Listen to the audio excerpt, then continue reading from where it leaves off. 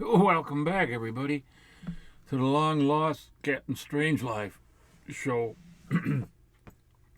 I was lost in the world of stuff, but I finally found myself. I was lost, but I found myself. If that makes any sense to you, the closest you'll ever come to a brainstorm is a light drizzle. Well, anyway, I was out there in Iowa for, a few weeks ago for several days. And, because we're thinking about actually moving down there. A place called Centerville. But that won't happen this year. It might not even happen next year. Depends on how fast we sell the house and I get things, organized here. But it's a curious thing that that town, it got its name by accident, by a mistake.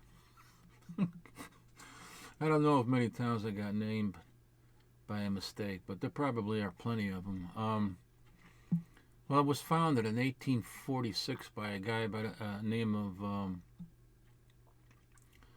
I forgot his name, Jonathan Stratton, in 1846. And he called it Chaldea. And then a few years later, they changed the name. What was that? Oh, had some kind of pop-up. They changed the name to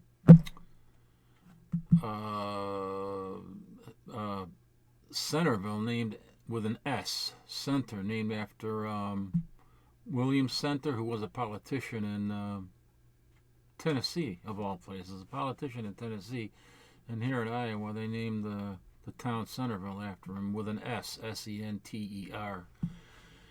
Then, in 1855, they were incorporating the town, and they were filing the papers, and this one clerk, whoever it was, I don't know who it was, he was filing a paper, some idiot.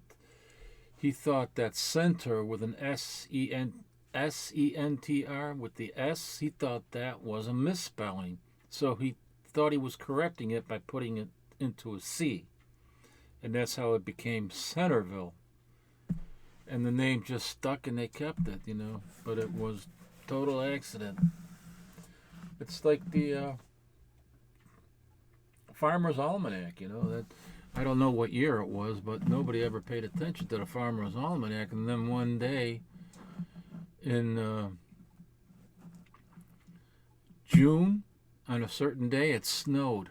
And that's exactly what the Farmer's Almanac predicted. But they predicted it by accident because the printer was trying to put in there December, and for some reason he put in June or some other June. I think it was June or July. He put that month in by accident, and it was too expensive to change anything. So they just kept it, and it just so happened that on that day, and I forget what date it actually was, it did snow.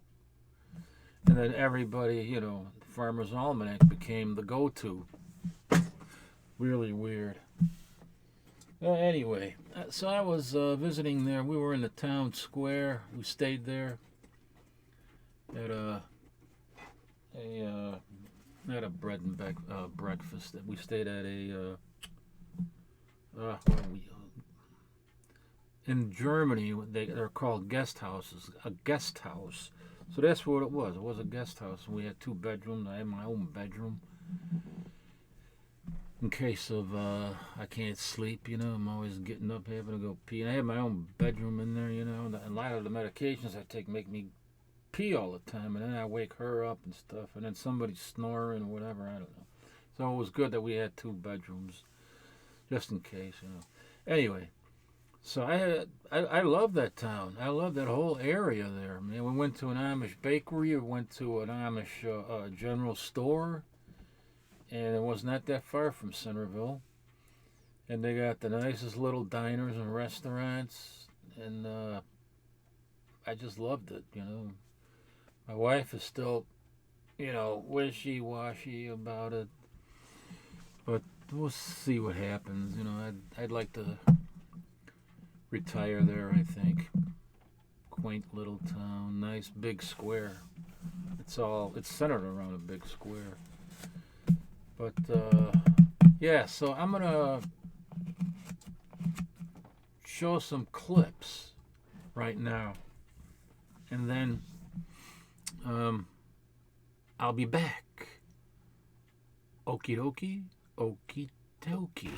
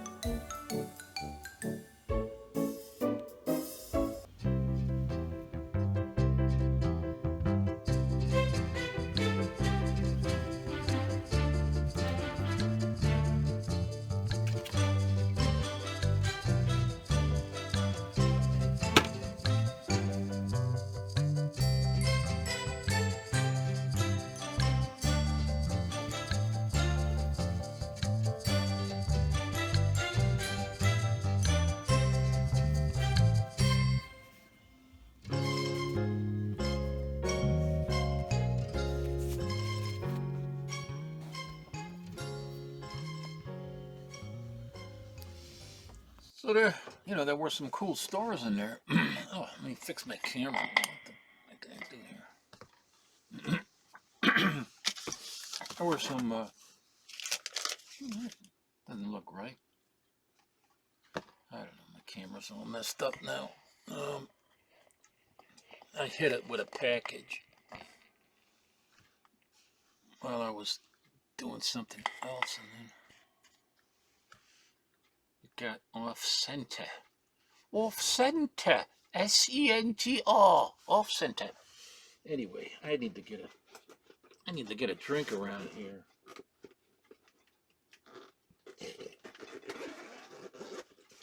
Hey. Here's one of the nice bottles I picked up there in one of those stores I was doing the videos of. Those clips. Ow. Hey. Hey. I didn't have an original cap for this bottle, so I used a different cap, and I put some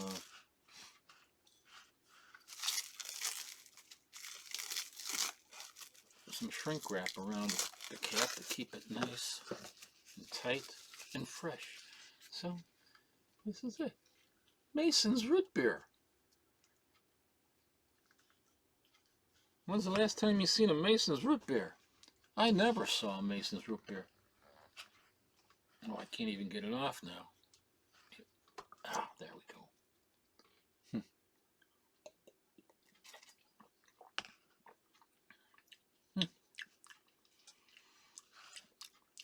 Tastes like sewer water. It's so old.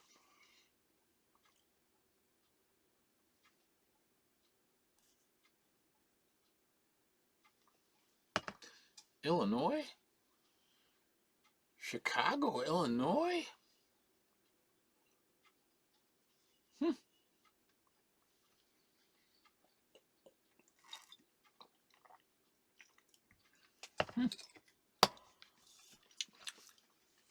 Yeah, it's the best sewer water I ever had. So, yeah, some of the stuff that I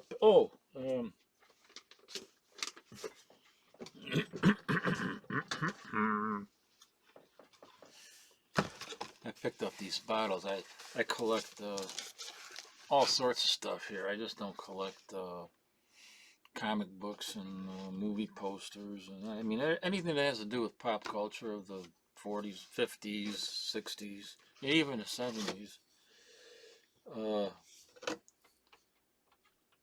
Because it's very nostalgic for me. It takes me back to a time that was a lot simpler, a lot easier, less complicated, and everything was just great about it. Well, not everything, but as far as pop culture is concerned, everything was great about the pop culture.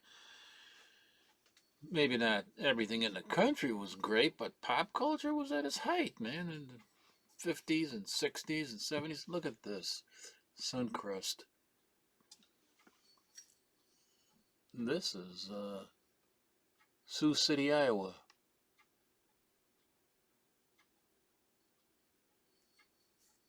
King size. They call it a king size. You know that that was a that was a neat trick, calling it a king size, because it's, let me see how many ounces this thing is. Because around that time, all the sody pops were like 10 ounces before they went to 12 ounces. You know, in later years. Damn it, where's it? I should tell you right. Oh, right there, 10 ounces. I don't know if you can see it or not, but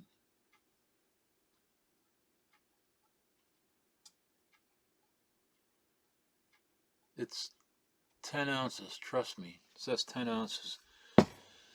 So they're all 10 ounces. Not that, but here, whistle. Are you thirsty? Just whistle, especially while you're working. 10 ounces.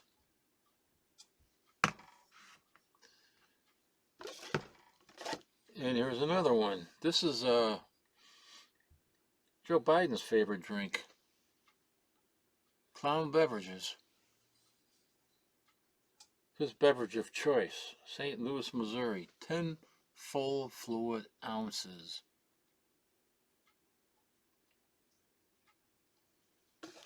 So I don't know. They make this a little thinner. It looks pretty tall. And it looks like a king size. But they designed it that way. And it's really only 10 ounces. That's all it is. Just 10 ounces. Like this one. 10 ounces. Look how they designed it. It looks so much taller. Oh boy. And here's something. I don't know what this actually was. If this was actually a sody pop, or maybe it was some kind of a chocolate drink. It's called Henklenkumpers.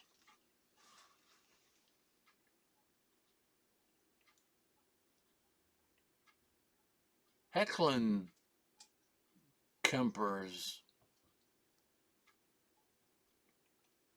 Since 1864. Yeah, that's why I keep these 4-packs here. For all my collectible sody pop bottles. So I picked that up there. And hey, another one of those antique shops where I was at that's in those clips. I picked this up. It's not a potato sack, it's a bean sack. Isn't that cool?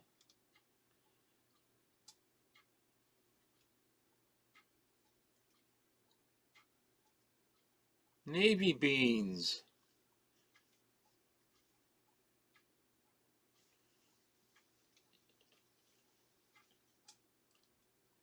It'll look better once it's ironed. You'll be able to see it a little bit better, and then I plan on putting it on a wall. I'm going to frame it and put it on the wall. I kid you not. It's going to look cool. You don't see many of these burlap sacks with beans and coffee. I thought at first it was for coffee, but I don't. It's for cooking, you know. I like to get some of these burlap bags that had coffee beans in them, you know. That would be a cool thing. I'm gonna put you right up there, out of the way. Now, what else did I get while I was up there? Oh, I got a bunch of stuff, but I can't show everything all in this video. I got this radio here.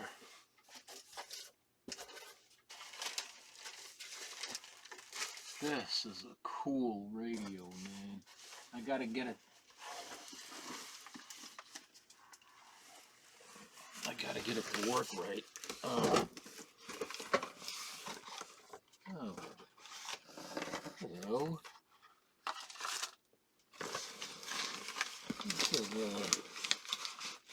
This is a model. What model number is this? 65X1.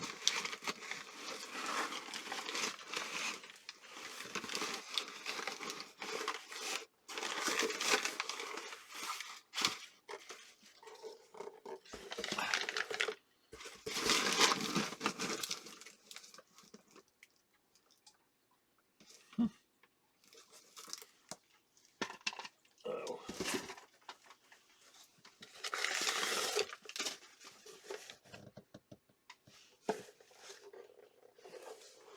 There's the back of it. I made some notes on the tubes that I needed.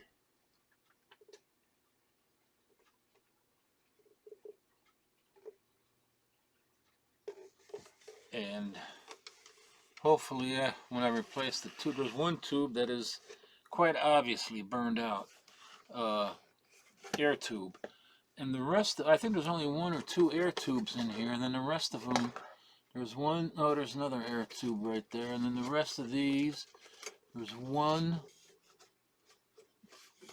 2, 3 capacitors, which 1, 2, 3 capacitors, which I also have. I bought them all. I already took out, I took out the burned one.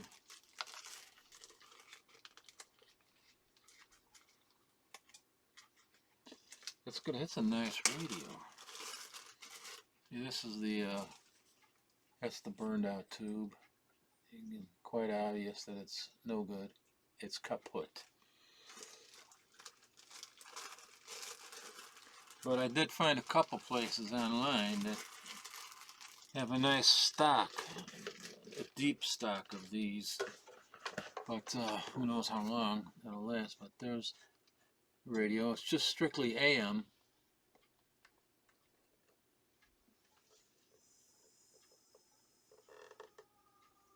See there? RCA Victor.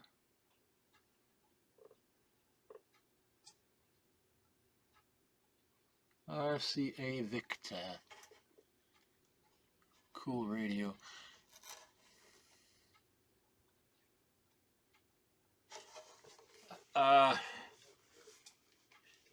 They were asking 35. Now this mall that I went to, they had about 7 other vendors there that set up in the mall. They rent space there, and so they put their own prices on it. And there's only one person working there, and they don't represent the different vendors, so they have to get, if you want to have a better price on something, they have to get a hold of the vendor, and then they'll talk to the vendor, and then you'll be able to find out that way if they can give you a deal or something. Or sometimes the vendor will say if somebody wants a better price, you can give them 10% off or whatever. But I was asking, to get this for $25. So she said she'd have to call and try to get a hold of the vendor who was at a funeral. And I said, oh, well, don't do that, wait, for that. And she said, well, she'll probably be out of the, be done with the funeral attendance in about an hour or so. And then, she can call her. So I went over to a diner. Had myself a nice hamburger and some soda pop out of a glass bottle. And I came back an hour later, and she said, yeah, she got a hold of her, and she said, you can have it for 25 bucks. So that's what I paid for it, $25. Because it's not working or anything, and I don't even know if I can get it to work, but I got all the capacitors and the tubes for it. And then there's also a short wire, which I have no idea. It came off. I know where it came off, but I could solder that back on. But the other end of it, I have no idea where it connects to or where it was connected to, because there is nothing that it could have connected to, as far as I can tell. But I'll get it to work. It'll be a project. I love getting things to work. Whoa.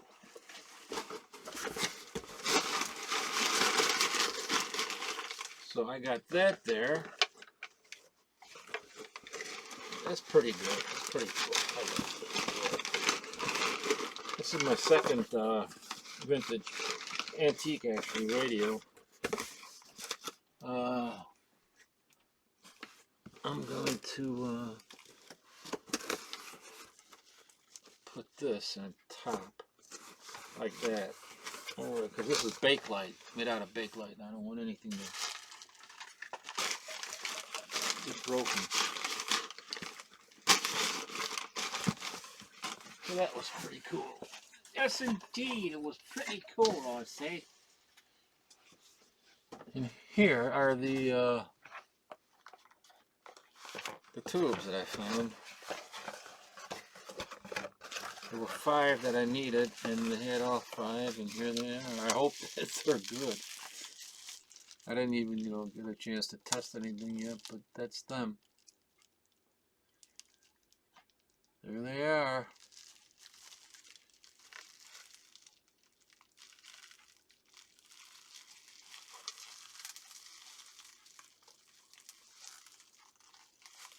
Well, let's see.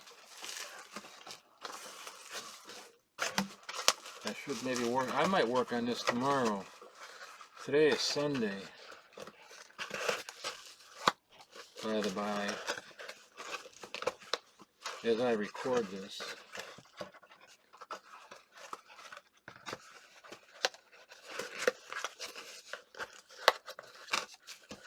So hopefully we'll be able to get it to work.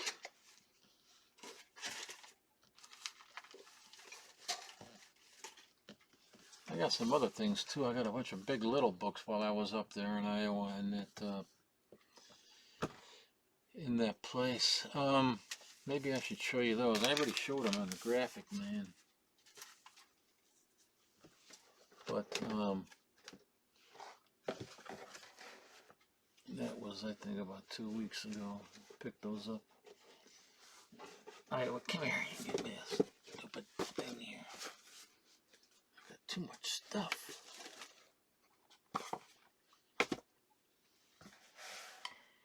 Okay, what do I do?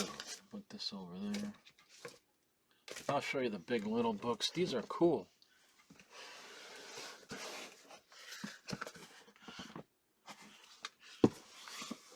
And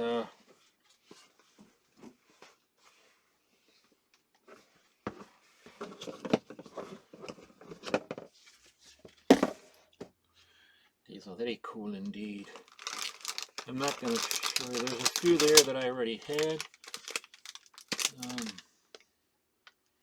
just want to show you the ones, things that I picked up there. Okay.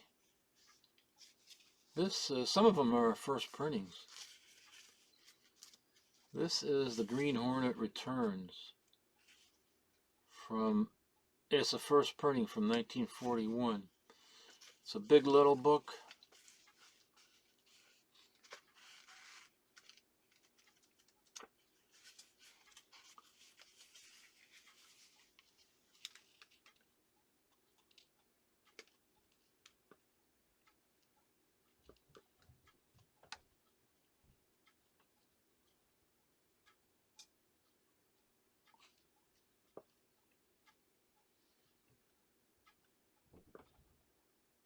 There, it finally focused. 1941.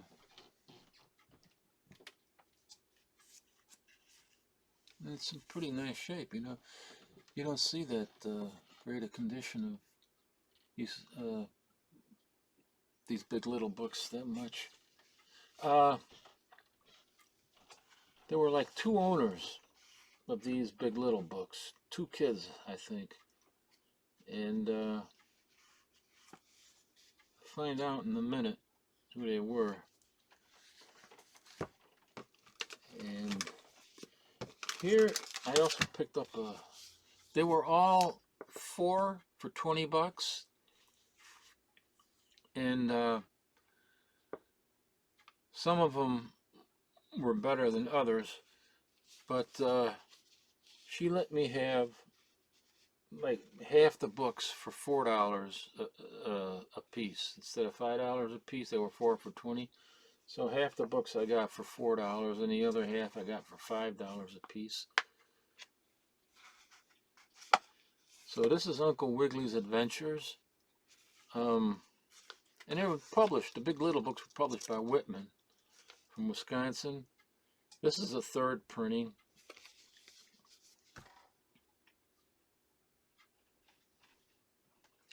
And I already had a copy. Uncle Wiggily's. I bought this from Joe Zarno way back in the day when he was running the Comic Kingdom before he died. He was one of the original founders of the Chicago Comic Con, along with Larry Sherritt, who founded the Chicago Comic Con. And as a matter of fact, I was at his house, at his apartment, Larry Sherritt, yesterday, on Saturday. I was visiting him. I'm in contact with a lot of these guys, these old guys. He had one of the first shops, comic shops in the city of Chicago. He used to argue with Joe Zarno, who also opened up a shop around the same time. But originally, Joe Zarno had his shop in the basement and called it the Fantasy Shop. And he had it all set up like a store with, this is in 1972. Tables and long boxes of comics, and they would always argue who opened up the first store, you know, friendly bantering back and forth. But it was actually Larry, because he actually owned the first physical store dedicated to, you know, comic book and magazine and comic book pop culture. So that's pretty cool. So I was visiting him, and I bought some stuff from him too. Here's a Popeye. Big little books. Like I said, they're founded by Whitman. And I think 1932, the very first one that they published was a Dick Tracy. And they published a lot of the cartoons and the newspaper comic strips and movie characters. And they even had some original ones. I don't recall. I know that they did. This is a 2nd printing. 1945 was the 2nd printing of Popeye the Spinach Eater.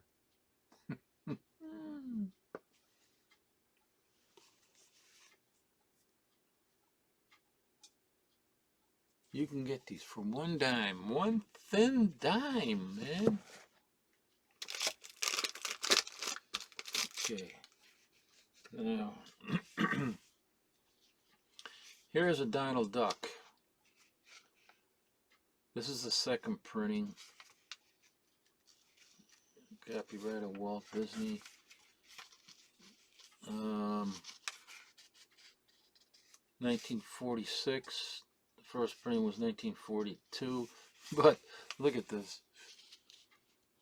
Look at the first page of there. The Bucket of Blood. There was a movie called A Bucket of Blood. Seafood Grotto.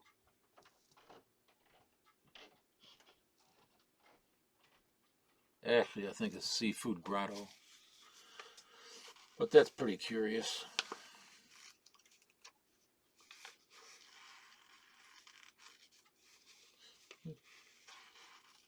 Bucket of blood. I think, who was in there? Was Dick Miller in that film, Bucket of Blood? Played a beatnik and he killed people and then sculpted over them, and everybody was, you know, wow, is that a cool sculptor? Yeah, you really beat, man.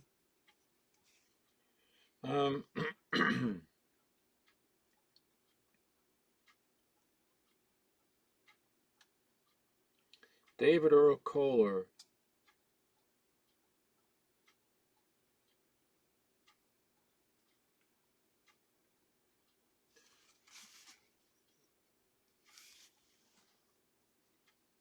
Can you read that?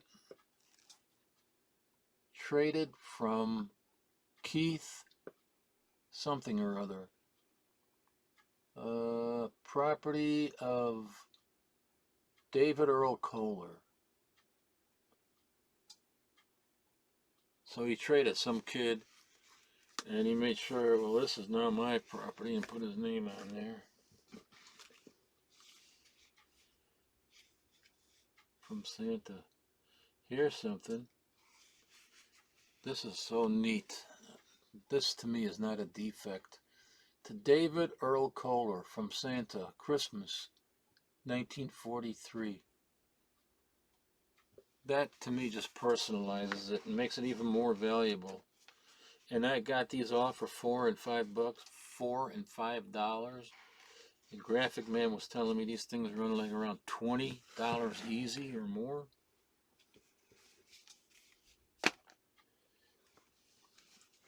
From the collection of David Earl Kohler. Ah, look at this. Oh, this is going to be a first printing. Well, anyway, let me show you here.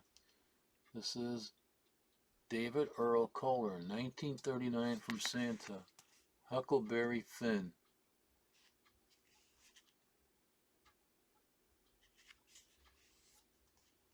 There's the back. And look at it, got a Mickey the Mouse and Donald the Duck.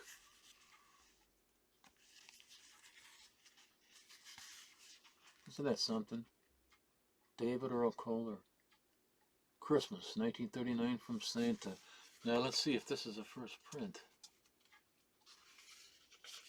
Huckleberry Finn. I mean a first, you know, Big Little Book print. Obviously it's not the first print. That was Samuel Clemens. They usually call him Mark Twain. 1939, it is a first print. Big Little Book print. And by golly, 1884 is when it was first printed, and they do call him, and there's right here, Samuel Clemens, not Mark Twain. Because that was his real name, Mark Clemens. I mean, Samuel Clemens. Looky here. Our gang. On the march. I was just watching a Grot 2 video. He was talking about our gang. And,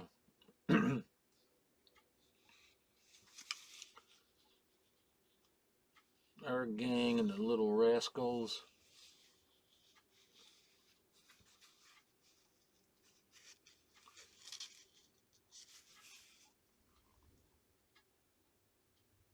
Again, David Earl Kohler from Santa. This is 1942. Age 11. He's got his age there. Age 11. Wow. Age 11. I wonder. It's the first printing.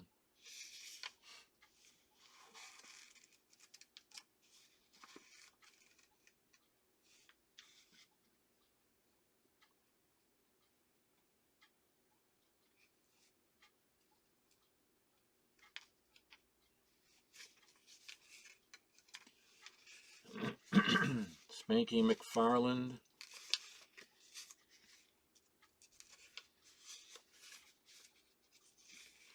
It's the whole gang.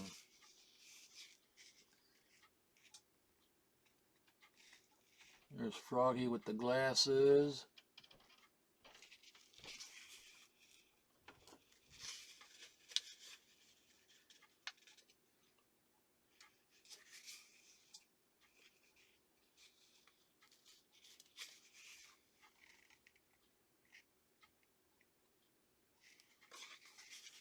Yes, sir. The whole gang's in here.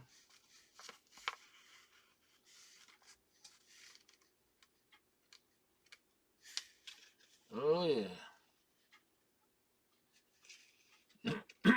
Here's buckwheat.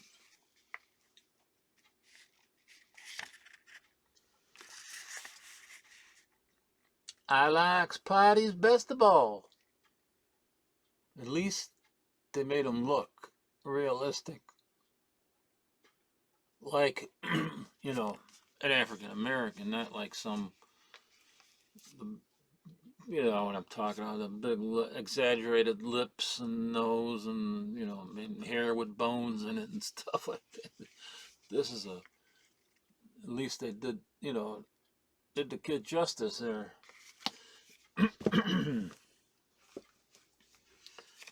Ah, here's the shadow. Who knows what evil lurks in the hearts of men? The shadow knows, I say. Howard. Oh my goodness, this is a. This belongs to someone else. See if I can't read it. Traded. This is a traded from.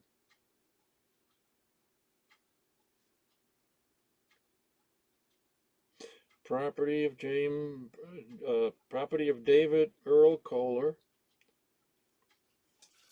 Traded from Howard Paxton. So it used to belong to Howard Paxton, and then it was traded for something, and then David Earl Kohler got it in a trade. Who knows what evil lurks in the hearts of men?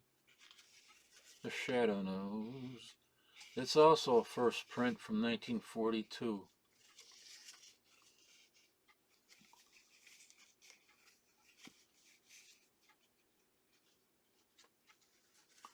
Now a lot of these big little books, they had like these little boxes right up here in the corner, and if you flip the pages fast enough, you'll be able to. See if I can do it. I don't know if I can do it or not, but it looks it's almost like a moving picture. Let's see. Well, you get the idea. I can't do it here.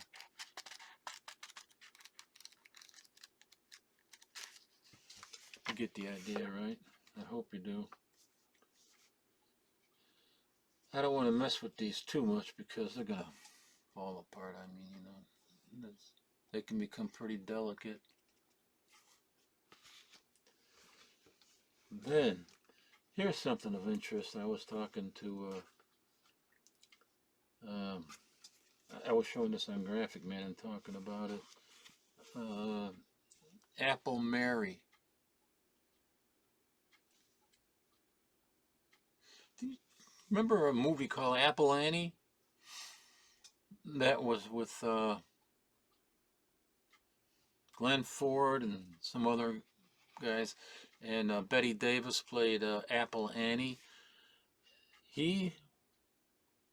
Glenn Ford was a gangster, and he couldn't make any decisions or do anything without having one of Apple Annie's apples because he thought they were good luck, and he always made the right decision when he had one of her apples. It was a pretty cool film. I liked it a lot. So, but I think, look at this. She is the spitting image of Betty Davis in Apple Annie. So I think that they must have got the idea for Apple Annie from this Big Little book. I'll bet you. I think so. I can't prove it, but that's my supposition. That's my hypothesis. That's my theory. Mickey Mouse and the Magic Lamp. Oh.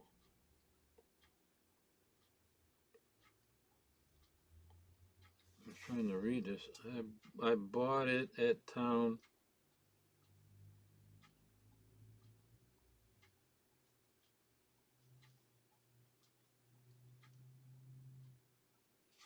Property of, look what he wrote there.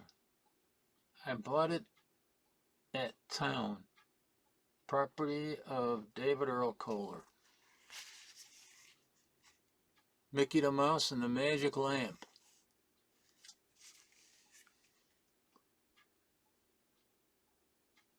See, that's what I'm talking about. How it's done. Just flip the pages with your thumb.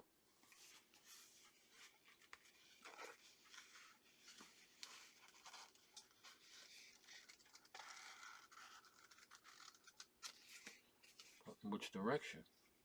You hold it like this, then you flip the pages with your thumb.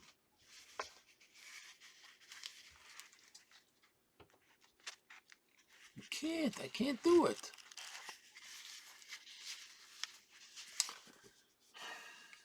Never mind. But anyway, isn't that a beautiful cover?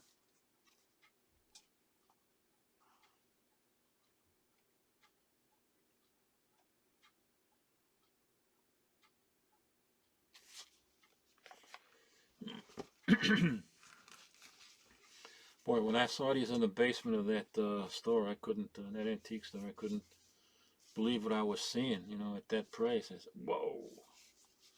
I gobbled them up right away. Happy birthday, Richard Smith.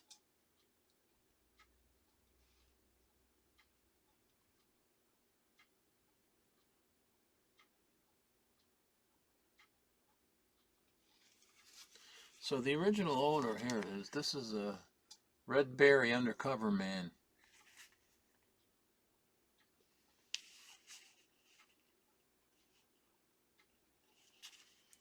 Red Berry Undercover Man.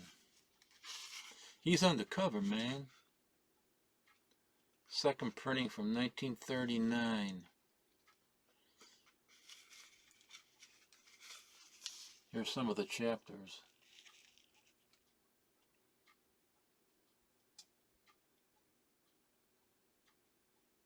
Murder in the Chop Suey Parlor. Holy crap. A Shipment of Murder. Mr. Sin's Visitor.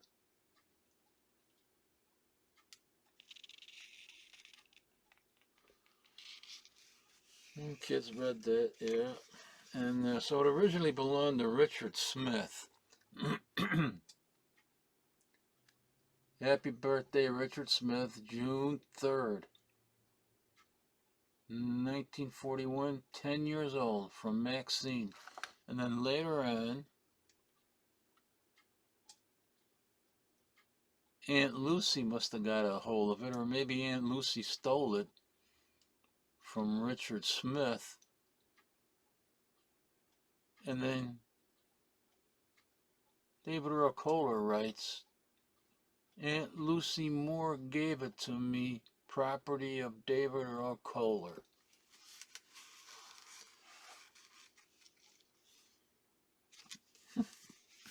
Cool. Yeah.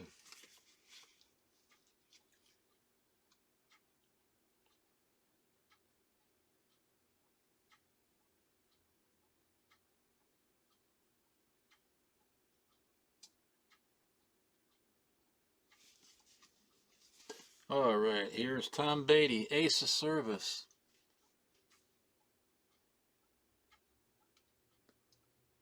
Looks like he just threw somebody out of a window. Or maybe that's Tom Beatty flying out the window.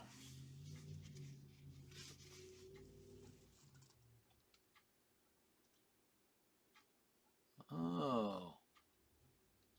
Earl Stokes gave it to me, property of David Earl Kohler.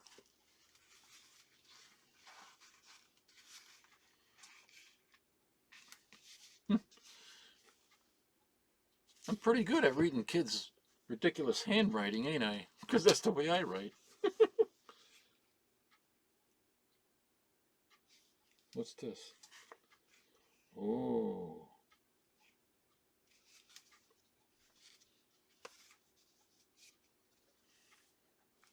The Phantom. The Return of the Phantom. Hello, Phantom.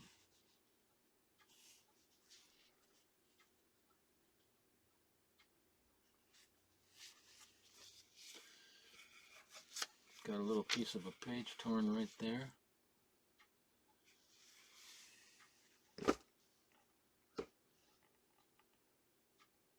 Traded from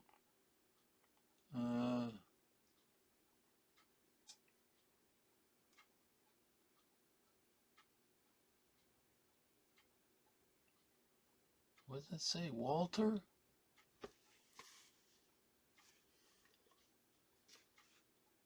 Yes, that's what it says. Traded from Walter. Walter Davies or Davis, property of David Earl Kohler.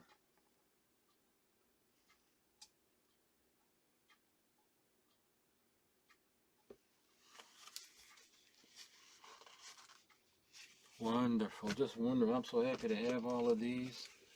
I really am. Really, I am.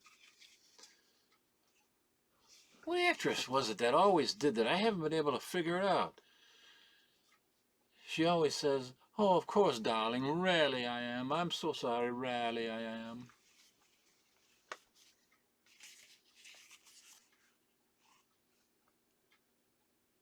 Carrie and the Pirates. The Plantation Mystery.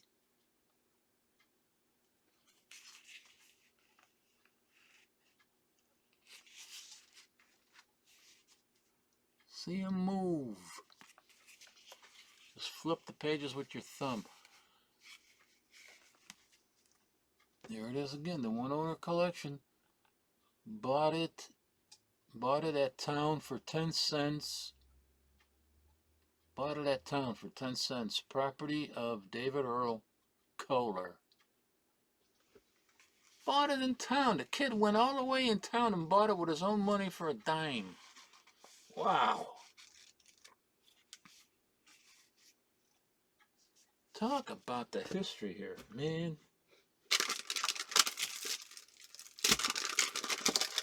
These I had in my collection already. Flintstones.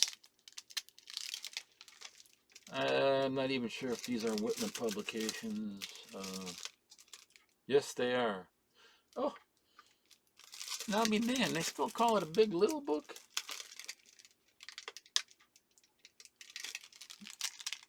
$0.29. This has to be from the late 60s. The Flintstones. And there you go. Big Little Book. Whitman. Then there's this. Another Big Little Book. Gun Justice. Ken Maynard. I got a bunch of his comics. Let's pull this out of here. I want to see the date.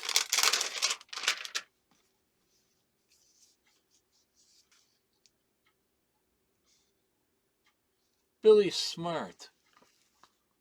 Well, wait a minute. Ken Maynard and Gun Justice.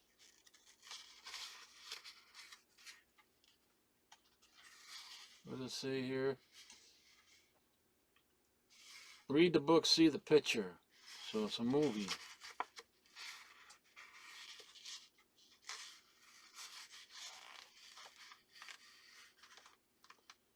They have photographic illustrations in this instead of hand-drawn illustrations. Photographs of the movie. Still photos of the movie instead of illustrations. And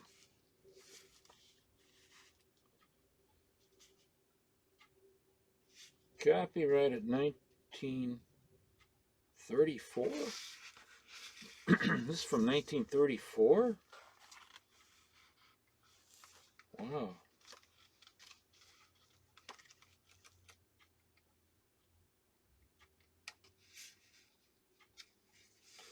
Well,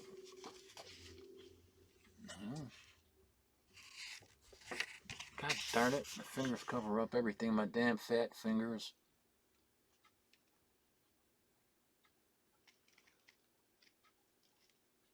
Right at the bottom, copyrighted 1934, Whitman Publishing, Racine, Wisconsin. Ken Maynard. It's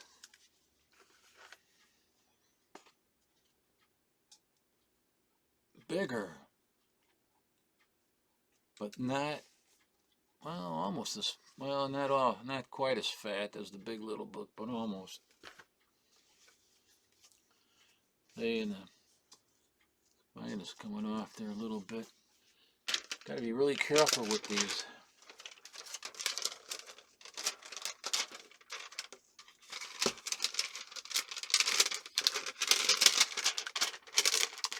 Put that all back in there.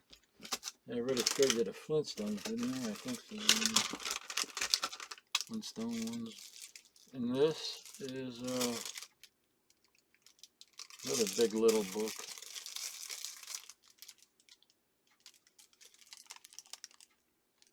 Let me take it out of here. Bacteria.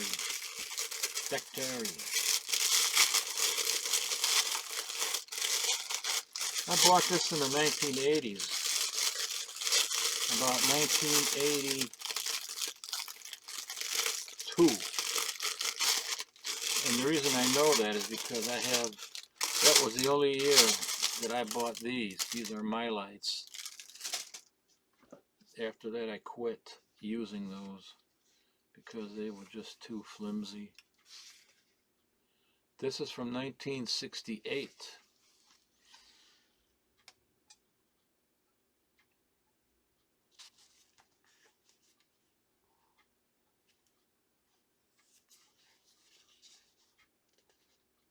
The Flintstones Case of the Missing Things, which was the one I just showed you. That was it. So very cool. And also when I was there, what's this? Did I show you this? Did I show you this? The Invaders?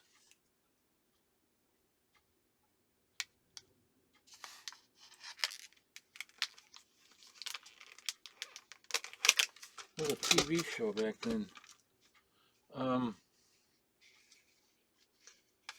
I also found this there. Just a warning, there's female frontal nudity.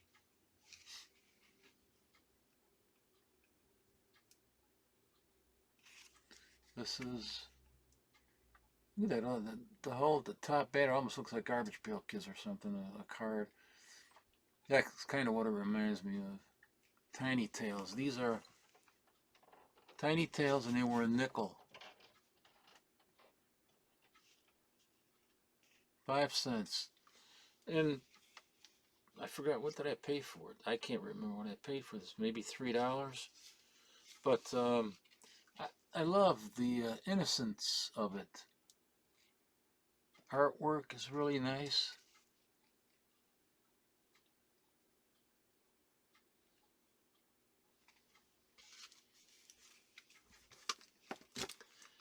So, I know I didn't show you this. I don't think I did. It's also from 1968, The Fantastic Four.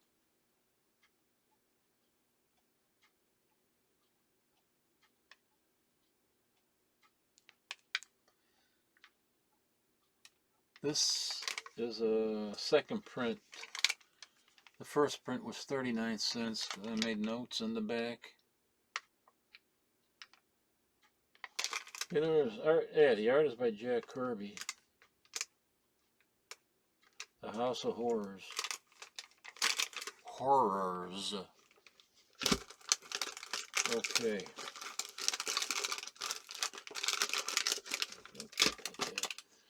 Let me put these all back. I gotta bag all these too.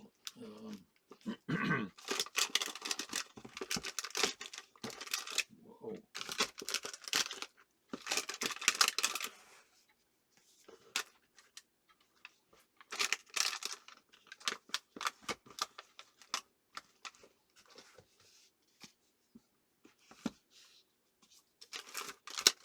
You'll have to bear with me. I know this is boring, watching me pack things up, but that's what I do. I don't know how I did this now. I had a certain way that I packed them, and now I can't figure out how I did it. Wait a minute, that go like that? Oh, no it didn't. This went that. See, this went this way. That's what it is. That went that way.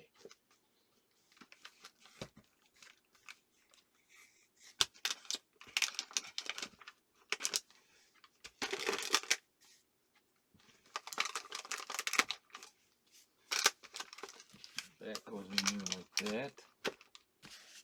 Lovely. That goes in there like that. That's lovely. Lovely. Don't tell me I don't know what I'm doing. I know what I'm doing. Sometimes. Okay, that's that. Righto, with righto. Okay. Well, oh, swiggle of my, was my root beer. Some more of this sewer water.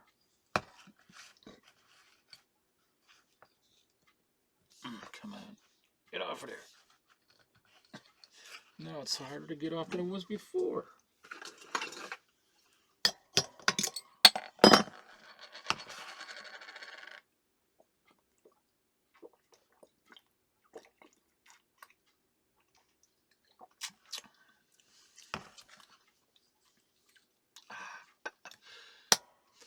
Don't worry, I sanitize these bottles before I load it up with soda pop. I really do. Boiling water. I let the boil settle, and then I put it in there and let it sit for quite a while. And then I use Dawn dishwashing liquid and special brushes that I have to clean the inside out. Rinse it with hot water.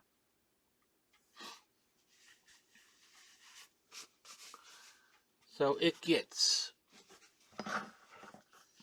taken care of properly. Well, what else do I got here? Oh, looky here. It's me little. This is what the candy that I used to be addicted to as a kid. Look at that. 10 cents, super value. Long boys. In the 60s, that's all what I ate. These Long Johns, coconut Long Johns. I love them. I love them so much. Of course, I got these on Amazon. I bought them. And I have my own stamp. This is a vintage stamp pad. 10-cent stamp pad, by the way. I got the ink stamp pad and the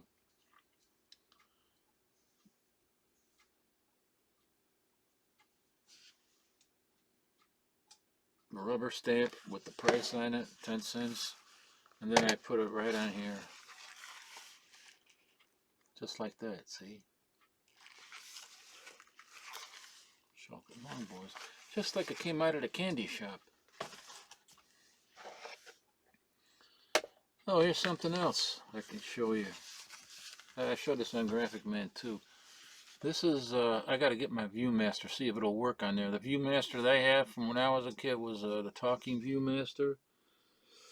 I don't have any of the original Viewmaster slides. I don't know what happened to them. I don't know why I have my original Viewmaster as a kid and no slides, but anyway. Knothead and Splinter. Woody Woodpecker presents Space Mouse.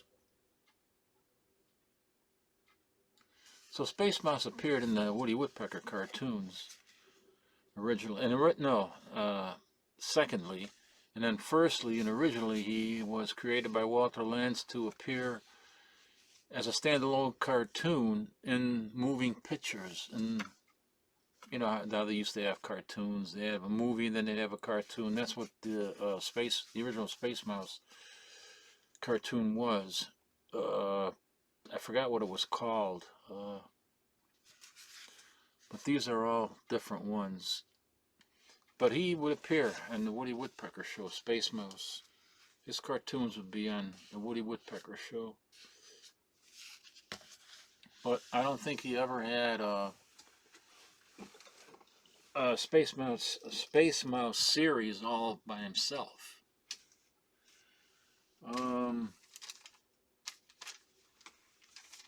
What is it? Oh, I think I'm gonna try my hand at some drawing. I'm gonna try to paint something. I can't really draw very well, but I don't know. Maybe I can paint, you know, I can draw something in pencil, roughly, and then use acrylics to paint over what I drew in pencil. And let's see what happens there.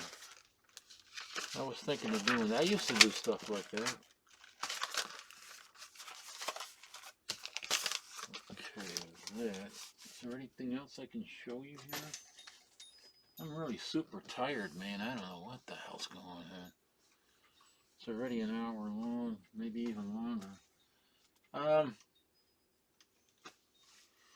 I got a whole bunch of comics. I have like 2 short boxes of comics that I picked up. And some of them that I found down here that I haven't seen in years and that I've never even shown before. Some of them I picked up on Atomic Avenue, some I picked up on eBay, and some were in Iowa that I picked up in one of the antique stores.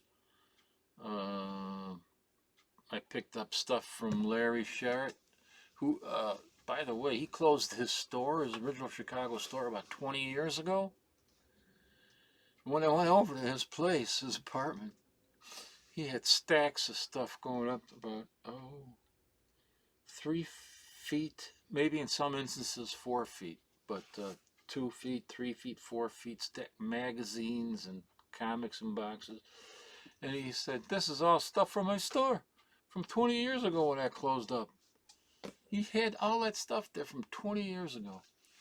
So I looked through a bunch of it, and I found some magazines that I wanted, and about three comic books that I thought were pretty cool for the price. But I'll show those in the next video, and I'll also show some more clips of Iowa in the next video. So stick around for that. No, not stick around for that, because then you'd have to stick around and just sit here and wait a couple of days. Let's see, when am I going to do that? When am I going to be able to upload again? Maybe I should upload again by... Damn it. Maybe Wednesday. Oh no, I can't. Then Graphic Man is on Wednesday. I can't. I'll probably record a video Wednesday and put it up Thursday or something like that. God darn it. Stupid camera. Keep on... Oh, look, somebody's moving back there. I see somebody moving back there. I can't close the door because I got boxes there that I don't know where to put them. Oh, well.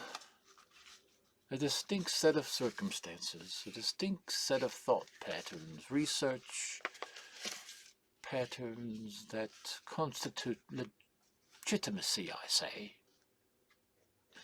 Okay, we'll see you in the next video, and thanks for watching, and everybody live long, be well.